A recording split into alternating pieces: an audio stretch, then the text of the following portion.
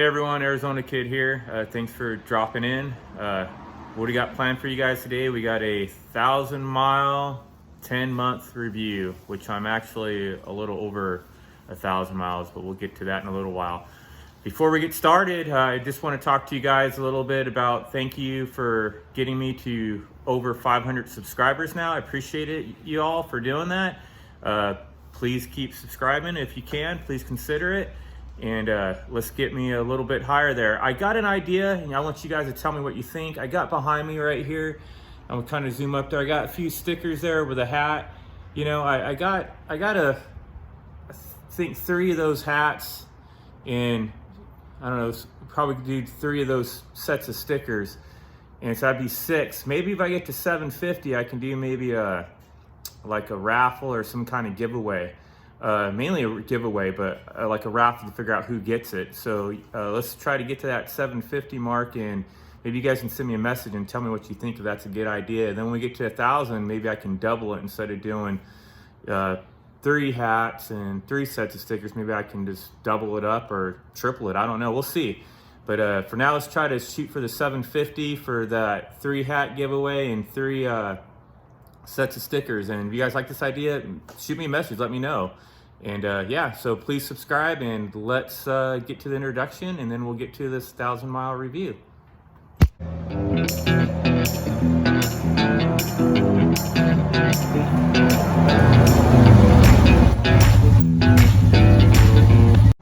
All right, everybody, so we have a 1,000-mile review on a 2020 Honda Foreman 4x4, and it does have the foot shift on it. I believe I'm a little over 1,000 miles, so let's take a look here. And I'm at 10 months. I've had this quad for 10 months so far. I hope I'm saying that right. Let's see what it shows here. Yeah, so 1,024. So need to get out there and ride a little bit more. I'm actually right there for my oil change too, and you guys are probably going, wow, he's never done oil change. No, I've done oil changes, but I've let the dealership do it and did some valve things. I like to do everything myself. Like I've showed you guys me doing the differentials, which I need to do the front one too, but I did the oil change because the valves, and I wanted it, if anything goes wrong on warranty, for the dealership to find it so they can fix it. And this is the cool thing about Honda. If you don't know this, Honda gives a year warranty, manufacturer warranty. You can buy an extended warranty, but a year warranty.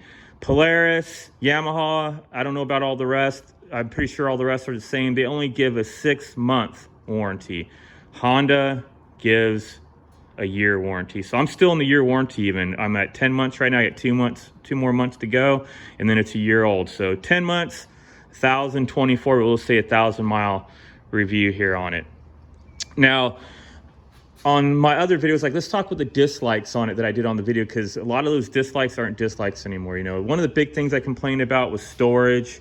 I made fun of this compartment, which is compartment. I mean, when I'm riding, these gloves are on, but this is like my phone holder now. I would not give up this compartment for nothing.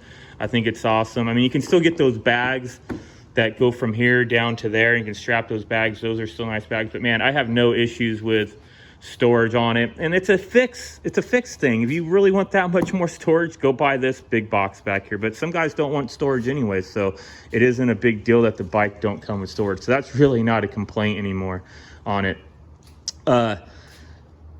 One of the things also I complained about was like the ticking noise, the quad making ticking noise. I've had the valves done twice. They're in alignment. That ticking noise isn't an issue. Most of the time it's just a little bit of an exhaust rattle, and they tighten that up, and that's fine on it.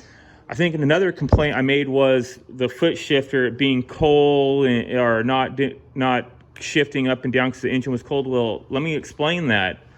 These Hondas, you don't have like a separate transmission and a separate, you know, engine. It's all one unit. So all that oil at the bottom, I mean, I come from a dairy farm background, and on even the tractor's diesel, you had to let them run a while to warm up because all that oil is just sitting there. And so nothing will move. So once it warms up, it has not a problem to go. And it isn't even a very long warm up. We're talking minutes. Just got to be a little bit more patient. At least I do have to be. I have to be more patient, and it's just fine. So that's not an issue no more. There's no issue with the shifting on it whatsoever.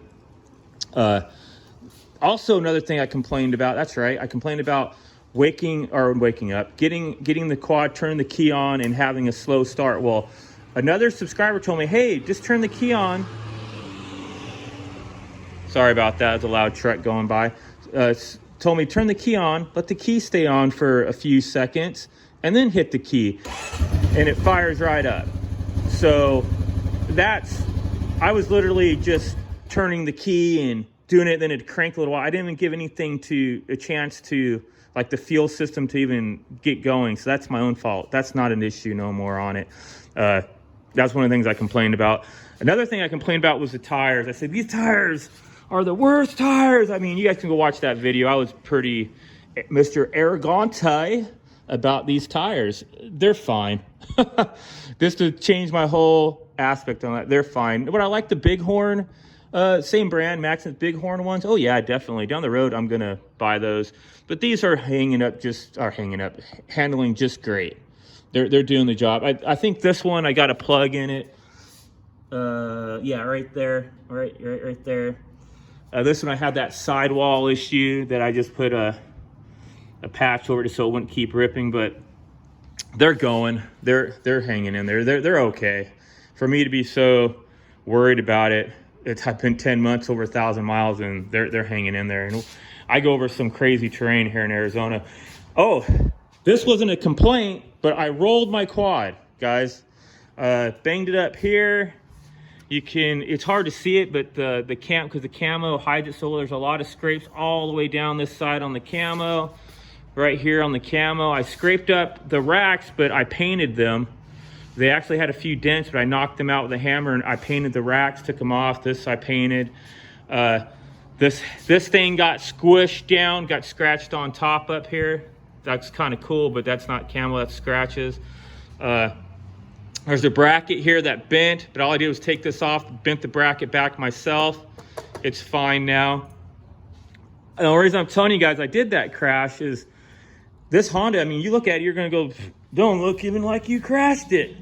This thing looks brand new still. It just, man, what a tough bike.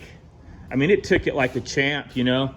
This mountain bar up here I have on it, it didn't mess up. This thing was literally flattened out. It went right back to its shape. So, man, it really held up on it. Now, back to the review though. I know that's not really a review, but that just lets you guys know that this bike can take a beating. You know, it can really take a pounding on it, you know. I will say, some people say the Honda seat is small, and I'll tell them, yeah, it's a small seat, but man, it is a very comfortable, soft seat on it. Another thing I like about it too is that it's so easy like I've had some air filters where they're in weird spots. That air filter is right there. It's so easy to get to and to maintain on it.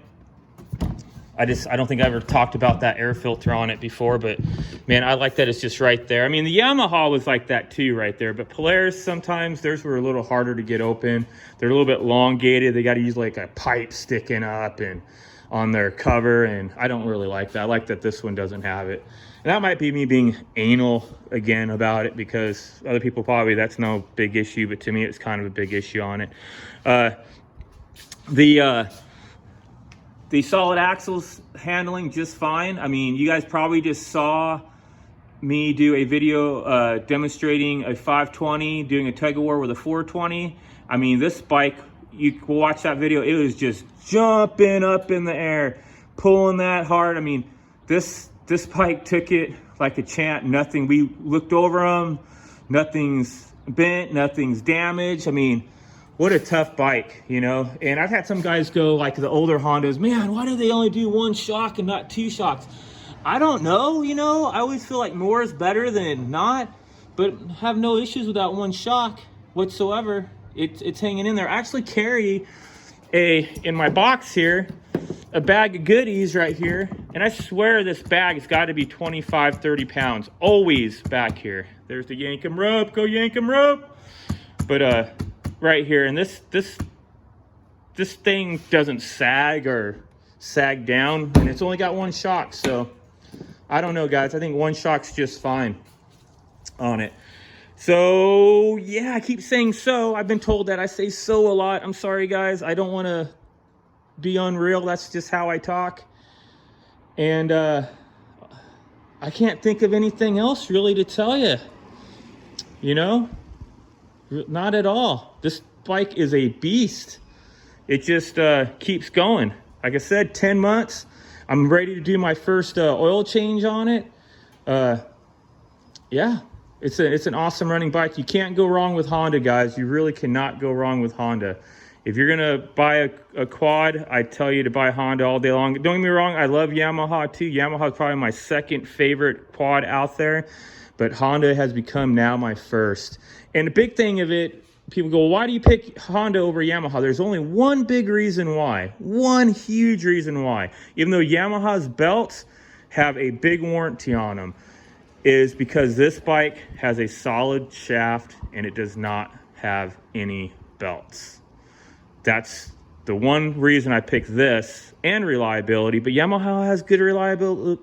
Oh, sorry, stuttering there. Good reliability too.